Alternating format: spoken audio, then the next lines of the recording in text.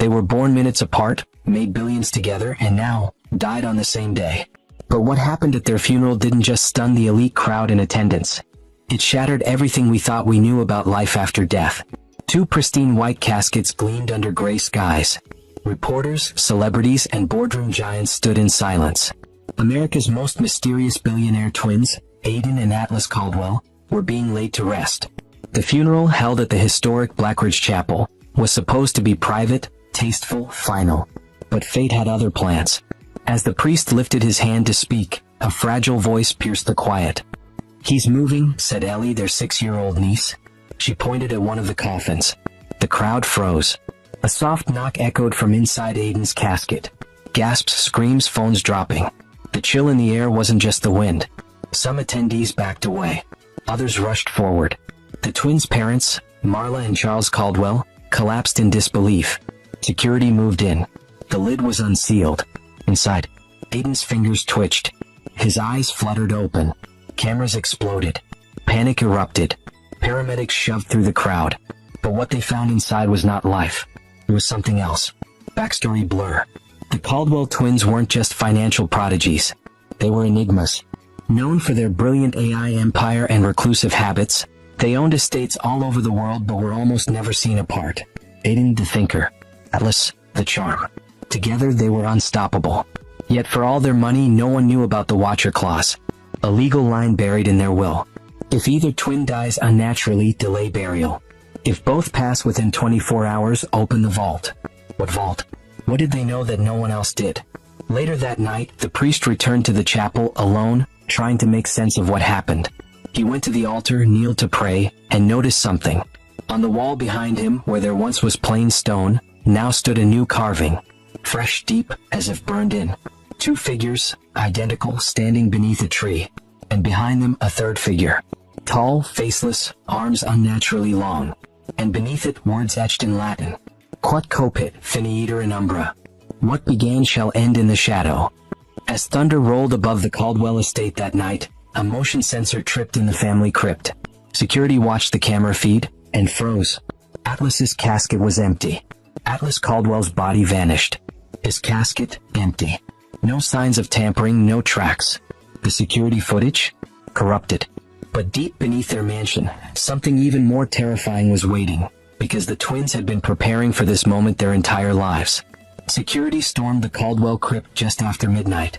The coffin lid lay open, not shattered, not forced. Just opened like Atlas had left of his own accord. The guard who first discovered it, Rick Lorne, a former Navy SEAL, quit the next morning. "I saw his hand move," he whispered to Marla Caldwell before leaving. "I swear to God," he waved goodbye. The family mansion, known as Ebonreach, sat silent atop the hills of northern Vermont, a fortress of glass, stone, and secrets. Beneath it, 7 floors underground, was the vault, a room only the twins ever entered. No staff, no family, just them. And now Marla and Charles had no choice. They used the twins' retinal codes, activated the failsafe, and descended into the unknown. The elevator stopped. Steel doors slid open. Inside the vault, a room without warmth, circular walls of black glass filled with thousands of photos, diagrams, journal pages, and drawings. Hundreds of drawings, some done by children. At the center of it all was a glass table. On it, a thick leather-bound journal. One of the only things not secured behind glass. Atlas's handwriting, sharp, deliberate. "If you're reading this, we're gone. And if we're gone, then the Watcher has begun the next cycle." Marla trembled. "What the hell is this?" Charles flipped through the pages, each entry more disturbing than the last. The dream started at age 6. A tall man in the trees, always watching. He wants one but takes both. Only one thing weakens him, a twin who resists. But he's learning, adapting, feeding. They read on, horrified. The Watcher wasn't just a presence. It was an entity passed down generations, always drawn to powerful twins. The twins' AI company, Mirrormind, had only been part of the story. The real purpose? Using artificial intelligence to track supernatural patterns, ancient legends, and strange disappearances globally. And now, everything pointed back to Blackridge Forest behind their childhood estate. Atlas's final entry chilled them to the bone. "One of us will fake death to lure him. The other will follow. We'll go into the gate. End it at the root." If we don't return, burn the forest, seal the breach, and protect Ellie. She's next. As Charles closed the journal, the room's lights flickered. Then every screen lit up with a single word, awakened. And from the dark corner of the vault came a knock. 1, 2, 3. Not on the door. From inside the walls. They were born into privilege, but haunted by something money couldn't protect them from. Before they became billionaires, before they vanished into legend, Aiden and Atlas Caldwell made a pact in blood. One no child should ever have to make. 26 years earlier, the Caldwell estate was still under construction. Aiden and Atlas were only 9 years old, but already sharper than most grown men. They finished each other's sentences, solved puzzles with eerie synchronization, and both were obsessed with the woods behind the house. Not because they were curious, because they were terrified. They called it the Mirror Tree. 2 trunks twisted into one, growing taller than anything else in Blackridge Forest. The first time they saw it, they came home with their clothes soaked and lips trembling. "Don't go near it again," Marla warned. But Atlas couldn't stop sketching it. The strange things began soon after. Aiden woke up with muddy feet and no memory of leaving his bed. Atlas complained about a man with no face who whispered numbers in his ear. Lights flickered. Clock stopped at 3:33 a.m. The twins started sleeping in the same bed again like they did as toddlers. One night, Aiden whispered, "If he takes me, he'll take you too." Atlas replied, "Then we'll make a deal." They slipped out of the house that night, barefoot, flashlights in hand, and made their way back to the Mirror Tree. Beneath its massive roots, they drew a circle in the dirt. They pricked their thumbs. Alice spoke first. "If one of us is chosen, we both go." Aiden followed. "But if one fights, the other must stay. One breaks the chain." It wasn't just childish fantasy. They felt it. A low hum in the ground, a chill in the air, and something watching. From the darkness between the branches came a figure, tall, silent, faceless. It didn't move. It didn't blink. It simply watched. The twins screamed and ran home, never telling their parents. But that night, Aiden started drawing symbols in his sleep. Symbols that matched carvings later found in caves across Iceland, Mongolia, and Peru. Symbols related to ancient rituals, twins sacrificed to appease the shadows. Back to present day. Marla stared at the journal entry describing that night. Her hands trembled as she read. "The Watcher marks one, follows both. It feeds on the bond. It waits for one to resist, and strikes." Charles whispered, "They were chosen. Since birth." Behind them, a monitor beeped. One of the security screens began to static. And then, a live feed from Ellie's bedroom appeared. She was sitting up in bed, smiling. But she wasn't alone. Standing in the corner, half hidden in shadow, was a tall, slender figure. No face. No movement. Just watching. Before Charles could grab his phone, the power to the entire house went out. And the screen went black. The Watcher didn't come for the twins by accident. He was following something older than them, older than America itself. Because the Caldwell family had a secret buried deeper than their billions. A bloodline tied to an ancient curse, one that demanded twins. The mansion sat in total darkness. No lights. No phone signals. No sound, except for the faint static humming from the security command panel. Marla lit an emergency lantern. "Where's Ellie?" she screamed. But Charles was already halfway up the stairs, shotgun in hand. When they burst into her room, she was gone. The window was wide open. But no footprints. No ladder. Just one thing. A single red crayon lying on the floor, broken in half. Back in the vault, the emergency generators kicked on. Half the screens flickered back to life. And one of them displayed a genealogy chart. Marla stared. It was their family tree. From present day, it wound downward, through Civil War generals, Salem ministers, European scholars, all the way to 1421. At the root, Matthias Caldwell Wales. Next to his name, first binding lost twin. Charles pointed to a name from 1776. Elias Caldwell. Disappeared in forest. Surviving twin reported visions. Died 1 year later.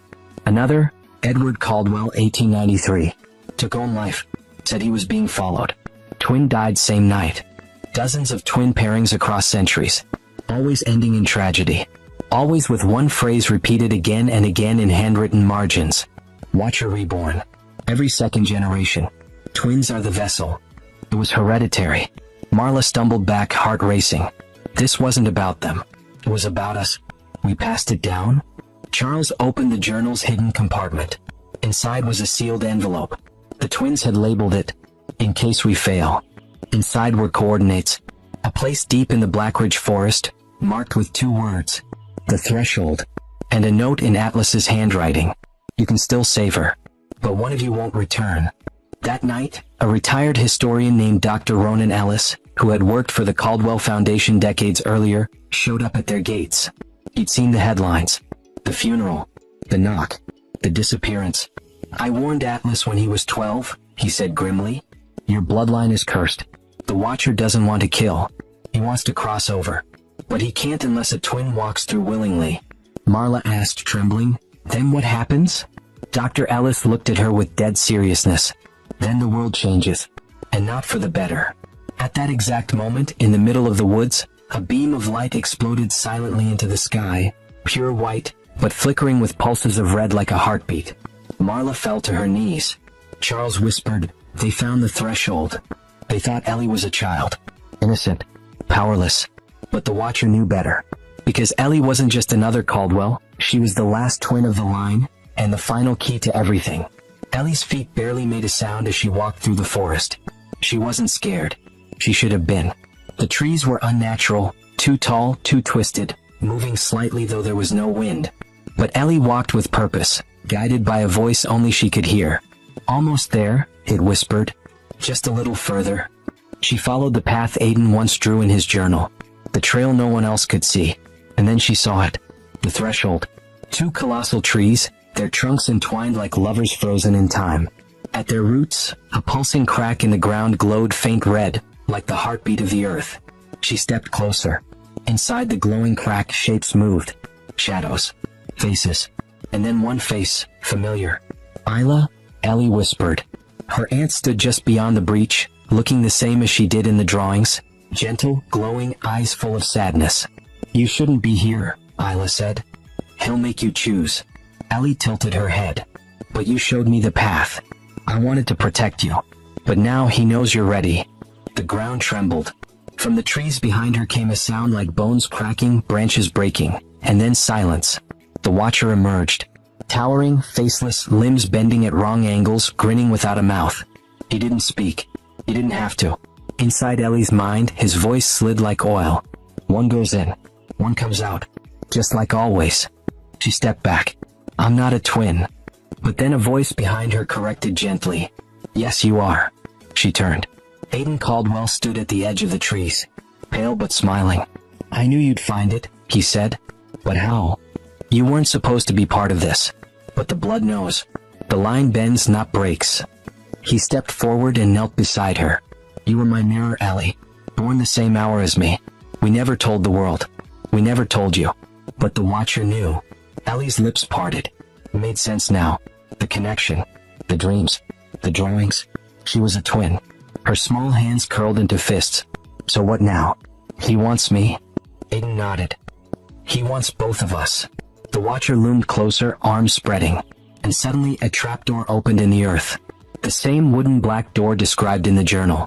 From its depths came laughter. Soft, childlike, echoing. Isla reached out.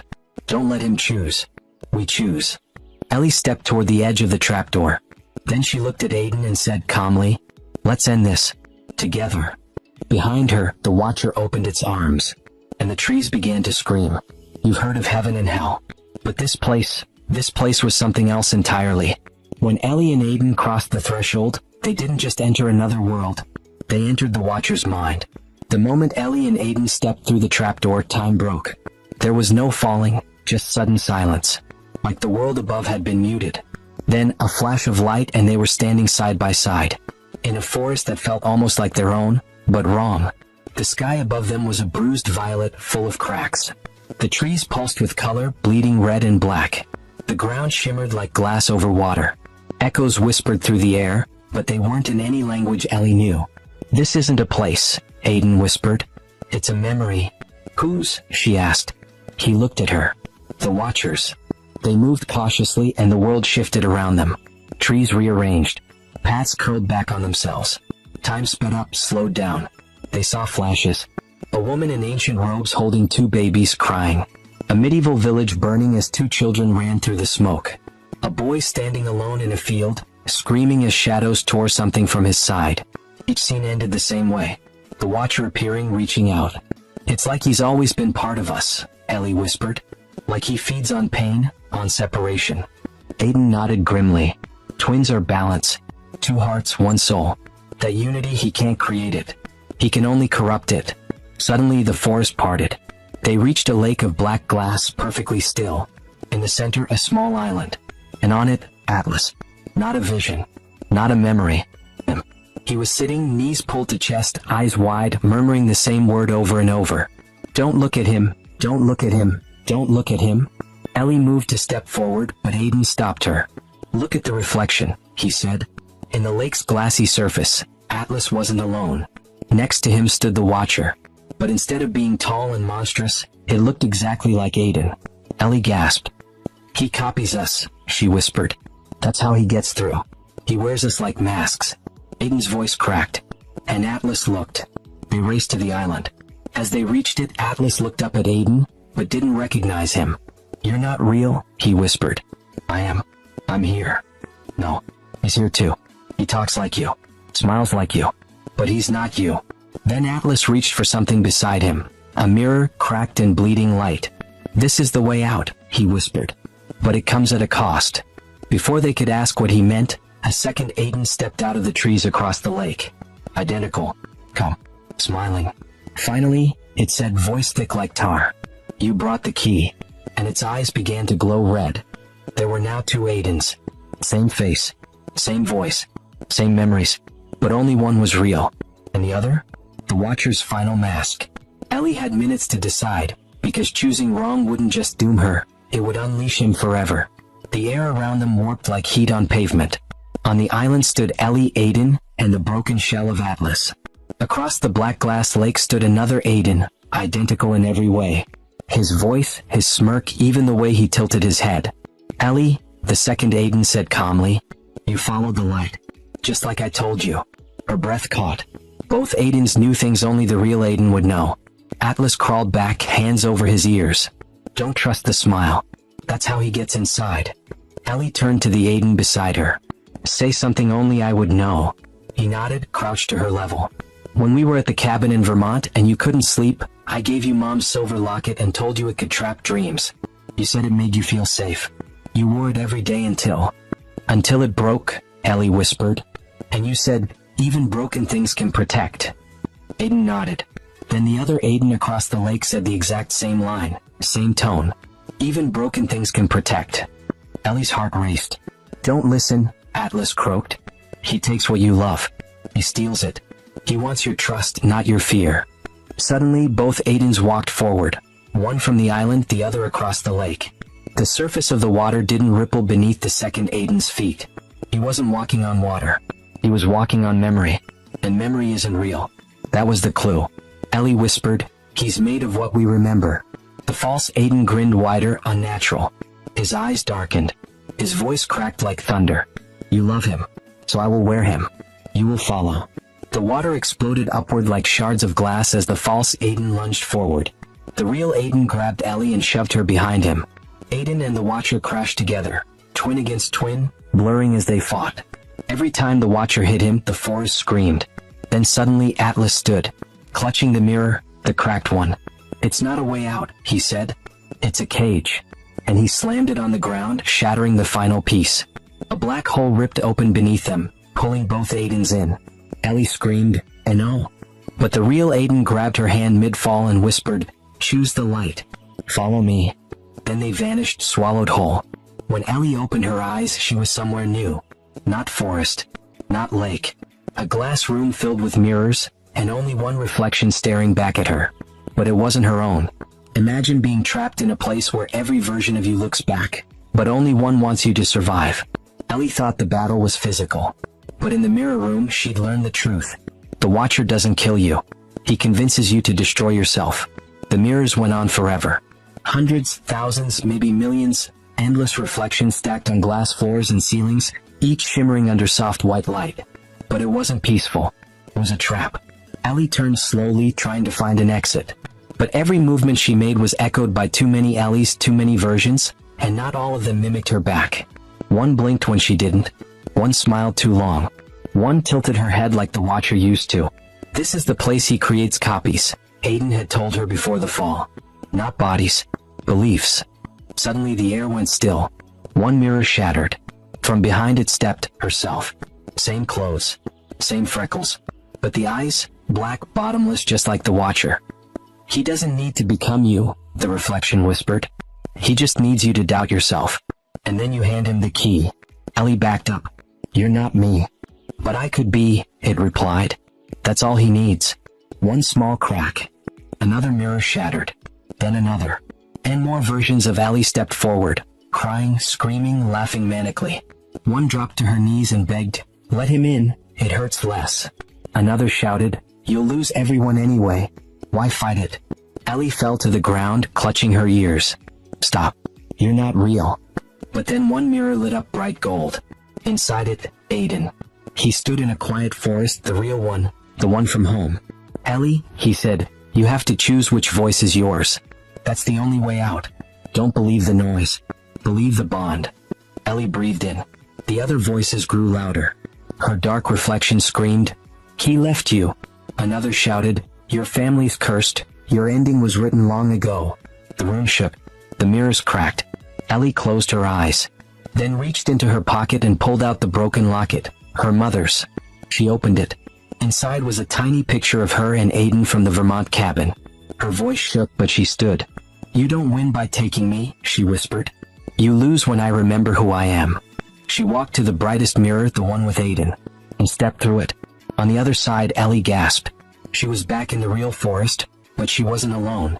Her parents, Charles and Marla, were standing at the base of the threshold, both staring into the open gate. And from it, something was crawling out. But it wasn't the Watcher. It was Atlas, alive, and holding something in his hand. A knife. Not all who return are saved. When Atlas crawled from the gate holding a blade, he wasn't coming home. He was carrying the final piece of the Watcher's plan. And this time the only thing that could stop him was Ellie. The wind howled through the trees like a warning. Ellie stood frozen just outside the gate, her shoes still soaked from the trapdoor realm. Behind her, the sky was darkening, clouds forming not from weather, but from the gate itself, leaking something ancient and wrong. Her mother, Marla, screamed, Atlas, stop. Put it down. But Atlas didn't speak. He stepped fully from the gate, barefoot, shirt torn, eyes hollow. In his right hand, a knife made of black obsidian, the edge humming faintly with red light. In his left hand, a mirror shard. One last twin must fall, he said quietly. That's how the seal closes. Charles stepped forward.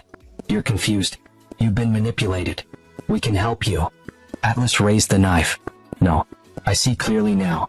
He showed me. Behind Atlas, the trees began to bend backward as if something immense was moving through them.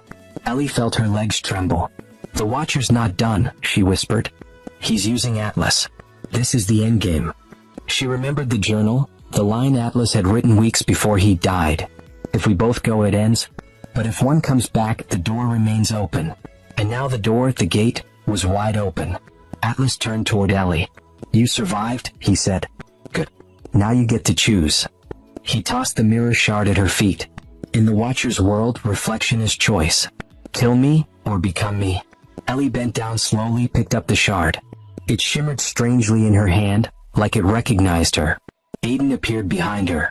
She turned, her heart jumped. I never left, he said softly. But you're the one who has to finish it.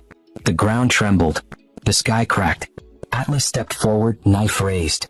Do it, he screamed. End it. But Ellie didn't move. Instead, she stepped between Atlas and the gate. The light behind her glowed gold. You don't end pain with more pain, she said. You end it by breaking the cycle. Then she did something no one expected. She held out the mirror shard, not as a weapon, but as a reflection. Look, she whispered. See what he turned you into. Atlas stopped. His blade trembled. His eyes blinked. He saw his reflection, not twisted, not corrupted, just broken. He dropped the knife. The wind stopped. The forest held its breath. A low rumble echoed from the gate as the Watcher began to scream, not in rage but in fear, because Ellie had done the unthinkable. She'd refused to choose hate. Suddenly, the light behind Ellie exploded, not blinding but cleansing. A white pulse rippled outward. The gate began to collapse. But the Watcher lunged from the trees one last time, arms outstretched, and aimed directly for Ellie. You can't destroy darkness with more darkness. You can only end it by choosing the one thing it can't feed on, light. As the Watcher lunged for Ellie, the forest shook, and the truth was revealed. To seal the gate forever, someone still had to pay the price.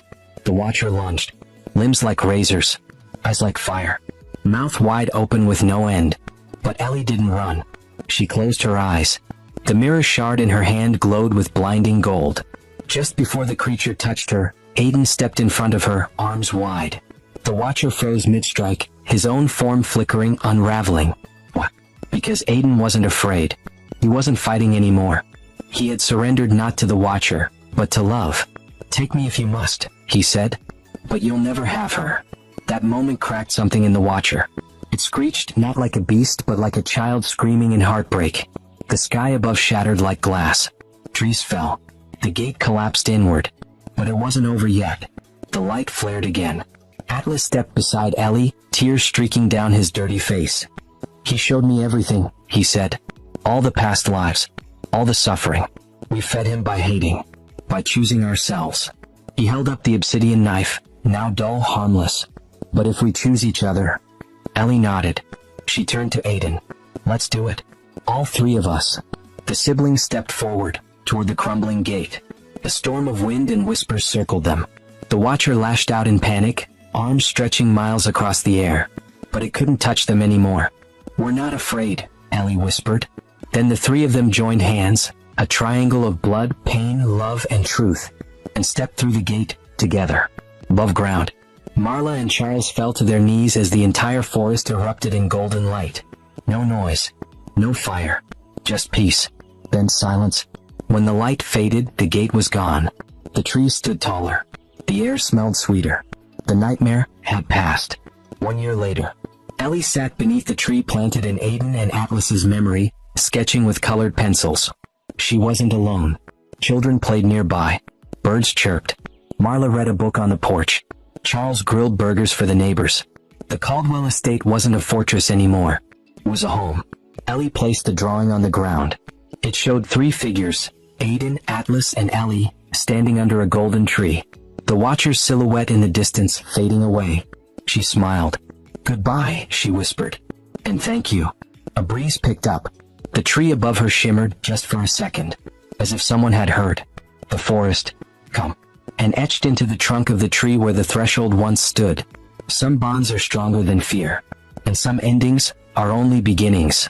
If this story moved you, drop a comment. Share your favorite moment. Subscribe for more stories that prove sometimes the darkest tales lead to the brightest truths.